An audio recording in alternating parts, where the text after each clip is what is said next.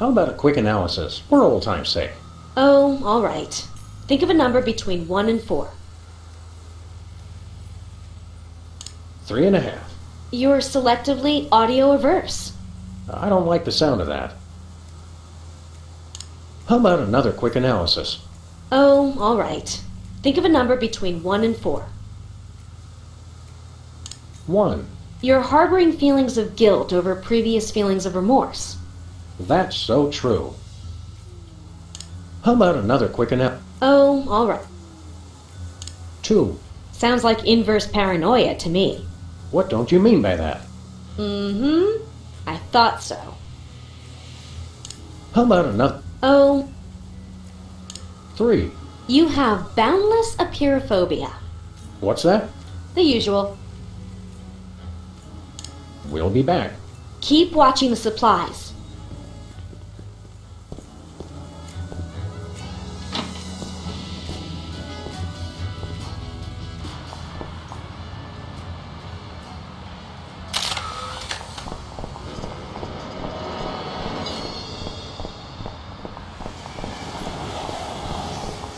Where are we going, Sam? The TV studio. Goody!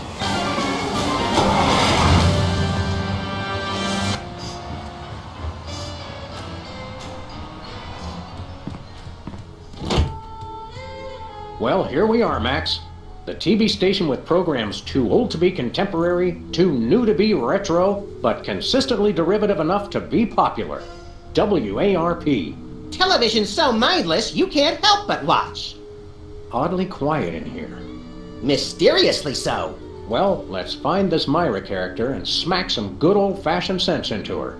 I don't care if we smack it into her or smack it out of her, just so long as there's smacking involved. You crack me up, little buddy.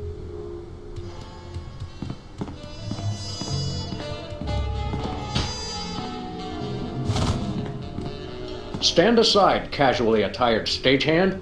We're Sam and Max, freelance police. We've come to save some pathetic hostages from the clutches of... Okay, I'm gonna stop you right there. Number 1, I'm not a stagehand. I am the director. The director!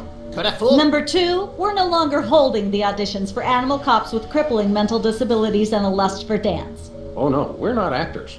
You got that right. I don't think I've ever seen worse acting in my entire life. And yes, I have seen Keanu Reeves' performance in Toast, the musical. Sam, I think my hypersensitive ego may need stroking. Don't look at me. Next! Who's next? You don't seem to understand. We're highly untrained police officers. Look, hats off for dedication, guys, but I'm just not buying the police act. I feel so invalidated. We're looking for Myra Stump, the darling hawk of... Do not mention that name in my presence. Which name, Myra or Stump? Either and or both. What's your beef with Myra? Let's just say Myra and I have creative differences. I'm creative and she isn't. I'm sorry, what was your question? You and Myra. Why the hate? Look, Myra runs her show her way, and I run every other show my way. If she doesn't want me on her set, I could care less. You mean you couldn't care less? If you could care less, then you do care some, which doesn't really... No, I was right. I could care less, because I care even less about what you're saying right now. Oh, burn! Quiet, knucklehead. What are you doing here, anyhow? What am I doing here? I'm holding auditions for Midtown Cowboys. What are you doing here? Midtown Cowboys? The critically panned but publicly adored sitcom about two cattle ranchers trying to make it in Midtown Manhattan? Yes, well summarized. You're hiring extras? No, I'm hiring the stars. The two main characters went on Myra a couple days ago and I haven't heard from them since. I need replacements ASAP. Sam, did you hear that? If we can pass one lousy audition, sitcom stardom will finally be ours! Rocketing to fame for the most insubstantial of reasons. That truly is the American dream. We'd like to apply for that instant stardom you promised? You want to audition? Well, if there were anybody else here, I'd tell you to forget it, but okay. All right! What do we do? I'm going to have you play a scene from Old Yeller. Tell me you've seen it. I'm not into horror movies. It's the classic boy gets dog, dog gets rabies, boy shoots dog story. Max, I want you to play the boy. Yes! Boy, that is so me. And Sam, you play the dog. Oh. Okay, Sam, ready? I need you to act like you've got full-blown rabies. Understand? What's my motivation? You're a mad dog. Now, show me Rabbit. Grr. No, dig deep. You should be just frothing mad.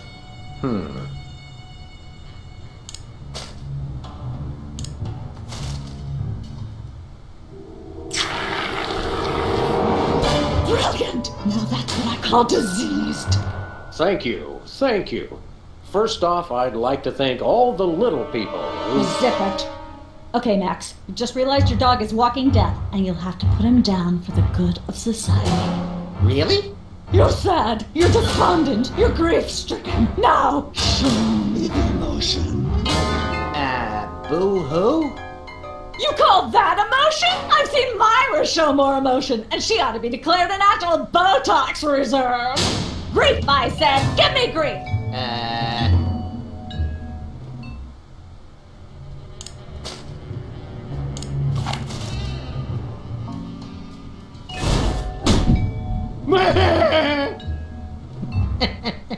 Perfect. Now, the fateful moment has arrived. Despite your immense grief, you must put your beloved companion out of his misery. Okay. Uh-oh.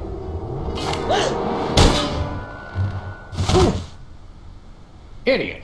What demonic force possessed you to do that? The demonic force called acting, Sam.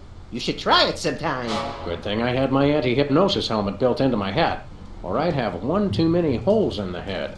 Bravo. Bravo! Such realism, such authenticity. I was convinced you were actually shooting him. How did you do the sound effects? You don't want to know. The search for the Midtown Cowboys is over. You're hired. Head to the set next door and we can begin filming immediately.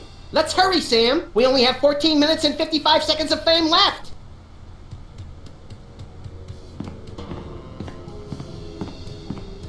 All right, people, let's get the stage set up. The celebrity host will be here any minute.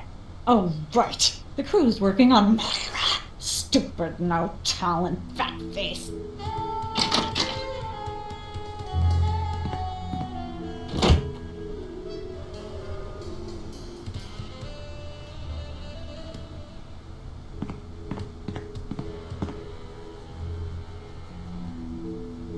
Weren't you just... I think she just defied the laws of physics. Sorry, you'd be amazed how many times a day I have to do that. Things tend to be hectic here. Doesn't bother us a bit. Sam and Max, consummate professional actors, reporting for duty. You said duty, Sam. I knew you guys were right for this show. Speaking of which, could you perhaps explain the show a bit? Okay, here's the drill. On Midtown Cowboys, you play a pair of cattle ranchers trying to raise a herd in an apartment in Manhattan. My Uncle Ernie did that, except it was pigs, and not in an apartment. I only see one cow. It's a small herd. You're struggling, okay? Okay. You've got this landlord, Mr. Featherly, who has a very strict no cows policy. Devilishly inconvenient. I begin to see from whence the hilarity sprouts. Yes, Featherly is always barging in, and you try to hide the fact that you have a cow in the apartment. Lots of sight gags, usually something gross winds up happening. Simple enough? Great. Where's the script? Well, there's a slight hitch. The cow ate most of the script, so you're going to have to ad-lib the show. Ad-lib? Yes, make it up as you go. Improvise. Well, I guess our regular life has given us plenty of practice. Don't worry, you'll be working with Philo Pennyworth, who plays Featherly. He's a brilliant actor, classically trained, Globe Theater and all that. Just set him up to do something funny, and he'll handle it from there. Check. Anything else? Actually, yes. We did save one line from the script, and it's really important to work it in, because it's the product placement that pays for the whole show. One of you will have to say the line. Me, pick me! All right, Max, your line is this. Better get the serious toothpaste. I like it already. We're as ready as we're ever gonna be. Let's start taping the show. Okay, now remember, your landlord's at the door, and you don't want him to know you've got a cow in there. Ready? Action! They're probably hiding a cow. Open up in there! I know you're hiding a cow! Let there be light. Hey!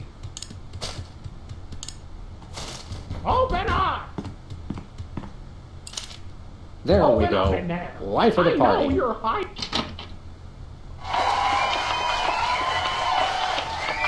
Aha! I know you got a... Well, well, well. Who's your guest, boys?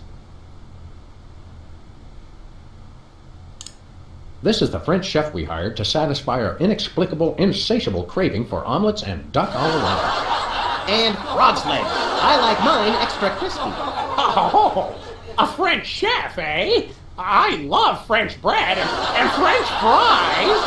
I went to Gay Paris one time myself, you know. It was back in my army days.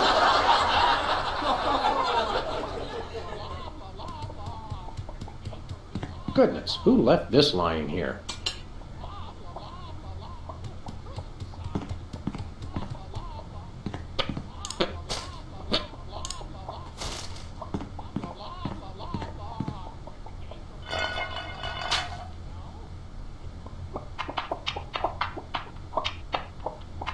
Say, what's this? I'm sorry, what was that you said?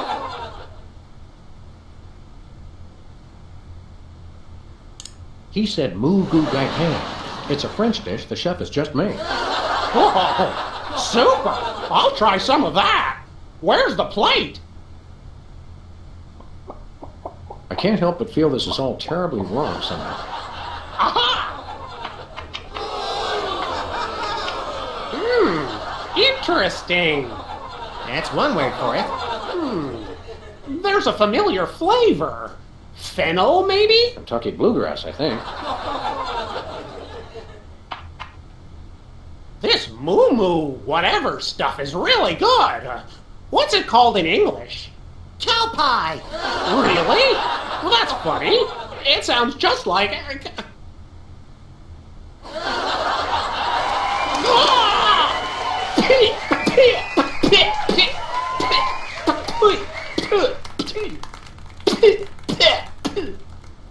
Now? Better get the serious toothpaste. Zoom in and cut. That was comic gold. The network is going to love it. Naturally. I'll be in my dressing room refreshing my news. Don't call me for at least an hour. Nice work, you guys. Here's a clip for your reel. Thanks. Let's get the set back the way it was.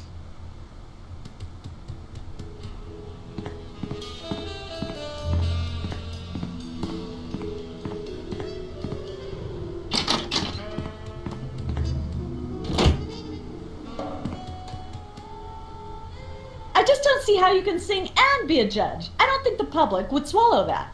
Hey, Sam, do my eyes deceive me, or are those our formerly hypnotized former child star acquaintances, the Soda Poppers? Sweet jellyfish paste on a stick, you're right. What are the odds? Could we find another judge? What about one of those guys? I don't suppose either of you would be interested in being a judge on Embarrassing Idol, the hot new show where we make uncomfortable entertainment out of people's misplaced faith in their own singing ability. Oh, me! I promise I'll be completely unbiased in my abuse of the contestants. Fine. Take a seat.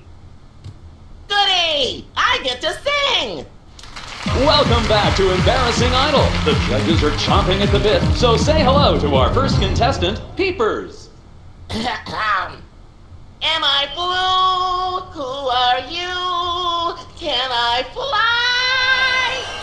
Well, that was a bit sloppy, but I particularly liked how you hit that high note. That always impresses me. I think you'll get my vote.